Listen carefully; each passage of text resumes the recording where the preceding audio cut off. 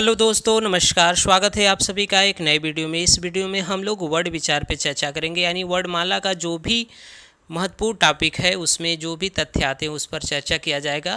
तो ये बहुत ही महत्वपूर्ण वीडियो है जो आगामी परीक्षाओं जैसे UPP, SI, super TET junior, इन सभी में महत्वपूर्ण साबित होगा। और वर्ड विचार से जितने भी प्रश्न हो सकते हैं, जिस प्रकार से प्रश्न बनते हैं, उन सभी को इसमें अच्छे से विश्लेषित किया गया है। तो आप ध्यान से देखिएगा। अगर चैनल में नए हैं तो लाइक, सब्सक्राइब, शेयर जरूर करिएगा। पहले हम लोग चर्चा करेंगे वर्ड।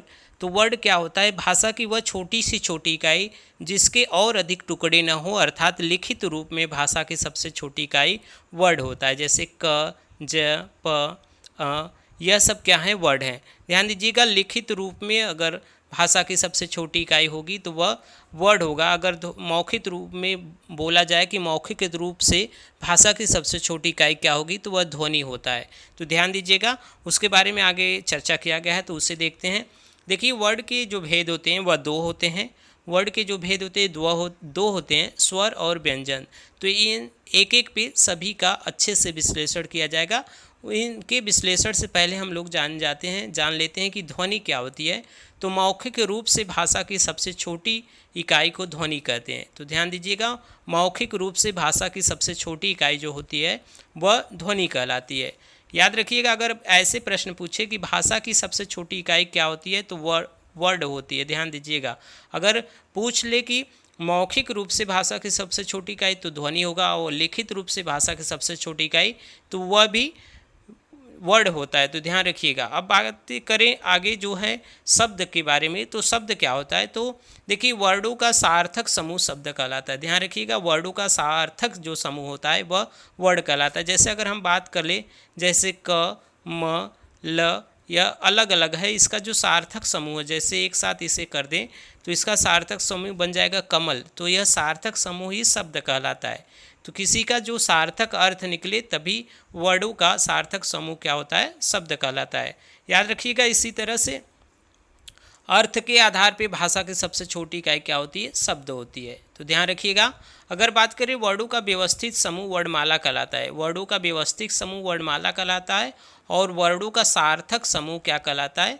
शब्द कहलाता है। तो इसे ध्यान से देखिएगा, वर्डों का व्यवस्थित समूह जो होता है वह वर्णमाला होता है, वह वर्डों का सार्थक समूह क्या कहलाता है? शब्द कहलाता है।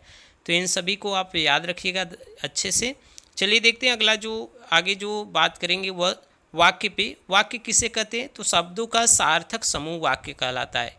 याद रखिएगा, शब्दों का जो सार्थक समूह होता है वह क्या कहलाता है? वाक्य कहलाता है। और भावार्थ के आधार पर बात करें तो भाषा की सबसे छोटी इकाई क्या होती है? वाक्य होती है। तो इन सभी को आप अच्छे से याद रखिएगा। इनको आगे मैंने एक अच्छे क्रम में व्यवस्थित किया है, उसे आप अच्छे से देखिएगा। आपकी जो भी परिस्थिति होगी, जो भी आप इसमें भूलते हैं वह आप भूल नहीं पाएंगे। भाषा की सबसे छोटी इकाई होती है वह वर्ड कहलाती है। ध्यान दीजिएगा, अगर पूछे कि भाषा की सबसे छोटी इकाई क्या कहलाती है, तो वह वर्ड कहलाती है। अगर पूछे भाषा की सबसे छोटी लिखित इकाई क्या कहलाती है, तो वह भी वर्ड कहलाता है। अगर बात करें भाषा की सबसे छोटी मौखिक इकाई अगर पूछे, तो मौखिक इकाई जो होती है वह ध्वनि होता है। याद रखिएगा। और अगर पूछे कि अर्थ के आधार पर भाषा की सबसे छोटी इकाई क्या होती है, तो वह होता है शब्द। और भावार्थ के आधार पर भाषा की सबसे छोटी इकाई अगर पूछे तो वह वाक्य होता है। ध्यान दीजिएगा एक बार फिर से, भाषा की जो सबसे छोटी इकाई अगर पूछे तो वर्ड होगा, भाषा की सबसे छोटी लिखित इकाई पूछे तो भी वर्ड होगा, और भाषा की सबसे छोटी मौखिक इकाई पूछे तो वह ध्वनि होगा। अगर बात करें अर्थ के आधार पर भाषा की सबसे छोटी इकाई क्या होगी, तो वह हो जाएगा शब्द। और भावार्थ के आधार पर भाषा की सबसे छोटी इकाई हो जाती है वाक्य। तो इसे याद रखिएगा। अब आगे बात करते हैं कुछ और जो महत्वपूर्ण तथ्य है उसके बारे में। अब देखिए, अलग अलग जो हैं स्वर और व्यंजन को अलग अलग से पढ़ेंगे।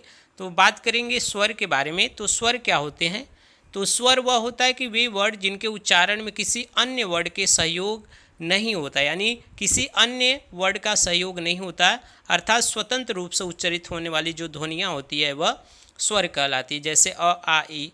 तो ध्यान दीजिएगा, वह वर्ड जो हमारे अंदर से निकलने वाली जो प्राणवायु बिना किसी टकराहट के अगर बाहर आ जाती है तो उसे स्वर कहते हैं।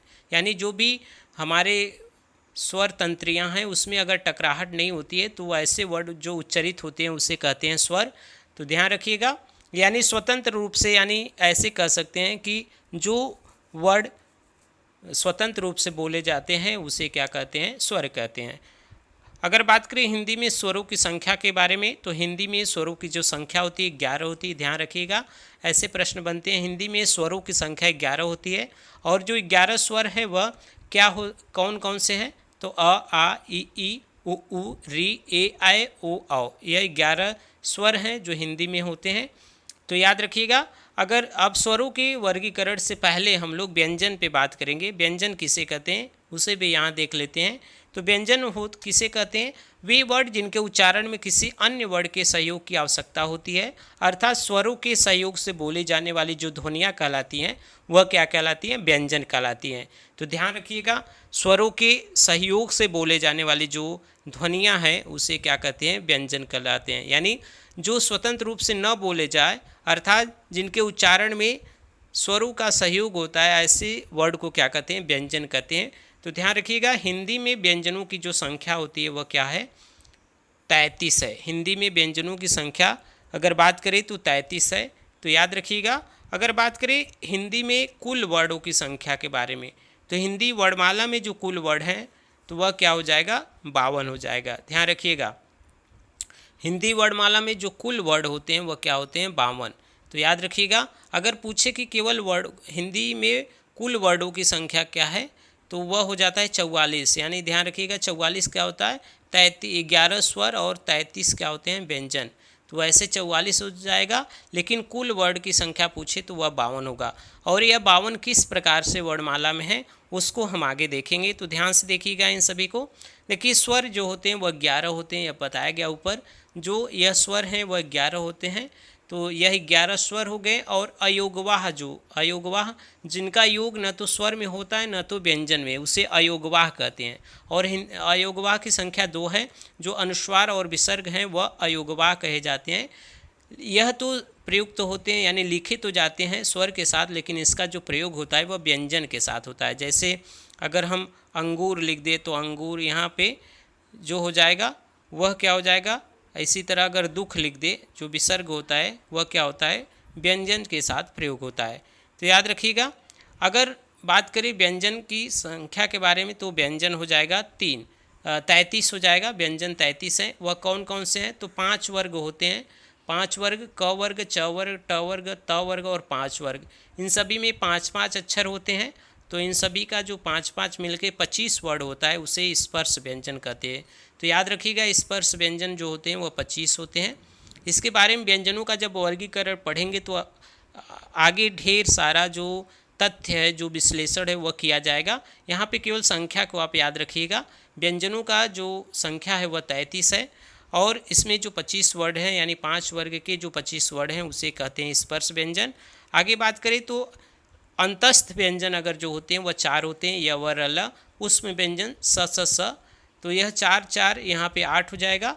और द्विगुण यानी जो जिसे उत्क्षिप्त व्यंजन कहते हैं वह ड, ढ, यानी इसकी संख्या क्या है, 2 है।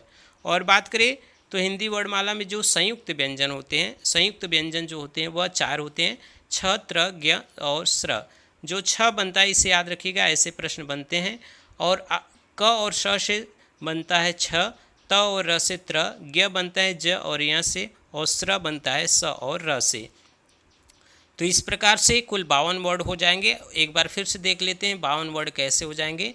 देखिए, यहाँ पे 11 जो स्वर है, 11 स्वर और 2 अयुग्मा 13 हो गए। और व्यंजन की संख्या 33 है। तो 13 33 हो जाएगा 46।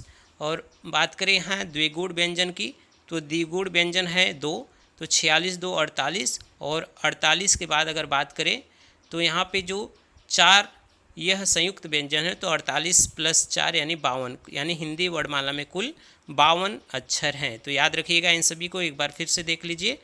हिंदी वर्णमाला में कुल वर्डों की संख्या बात करें तो 52, और उसमें स्वर 11, अयोगवा 2 हैं, अनुस्वार और विसर्ग। उसके बाद व्यंजन 33 हैं। 33 कैसे व्यंजन हैं, 5 जो वर्ग हैं उससे 25 स्पर्श व्यंजन हो जाएंगे। और यहाँ पे जो 4 अंतस्थ और 4 उष्म, तो मिलाकर 33 हो जाएंगे।